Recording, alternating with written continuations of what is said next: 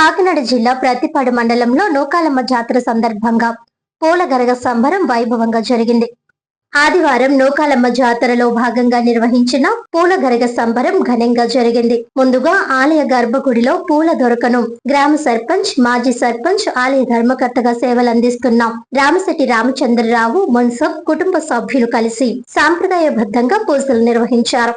అనంతరం పూల గరగను వారి చేతులతో తలపై అలంకరించారు. ఈ సందర్భంగా గ్రామస్తులు మాట్లాడుతూ డప్పుల మేళాలు, వాయిద్యాల నడుమ ఆలయం చుట్టూ ప్రదర్శనలు నిర్వహిస్తూ కార్యక్రమాన్ని ప్రారంభించామని అన్నారు. తర్వాత గ్రామ వీధుల్లోనికి ప్రవేశించి వీధి వీధి తిరుగుతూ గరగ నృత్యాలతో భక్తులను అలరించారని అన్నారు. గ్రామ ప్రజలు, మహిళలు, యువత పెద్ద సంఖ్యలో పాల్గొని ఈ సంబరాన్ని భక్తి శ్రద్ధలతో వీక్షించడం జరిగిందన్నారు. మధ్యాహ్నం 1 గంటకు ప్రారంభమైన పూల గరగ ప్రదర్శన రాత్రి 10 గంటల వరకు గ్రామ వీధుల్లో కొనసాగాయని తెలిపారు. అనంతరం గరగలను తిరిగి ఆలయ గర్భగుడిలోకి తీసుకువచ్చి సాంప్రదాయ పూజల మధ్య సేద తీర్చారు. ఈ కార్యక్రమంలో గ్రామ సర్పంచ్, మాజీ సర్పంచ్, ఆలయ కమిటీ సభ్యులు, గ్రామ పెద్దలు మరియు భక్తులు పెద్ద సంఖ్యలో పాల్గొన్నారు.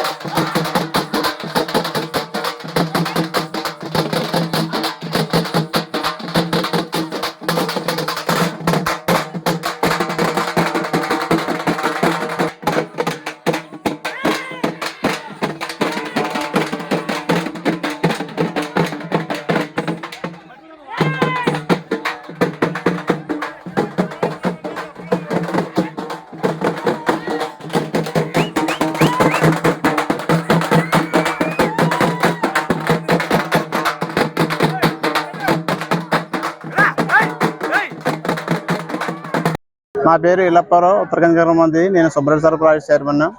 ఇలాగా మేము పత్తిపాడు మండలం, కాకినాడ జిల్లా పత్తిపాడు మండలం ఉత్తరకంచి గ్రామం.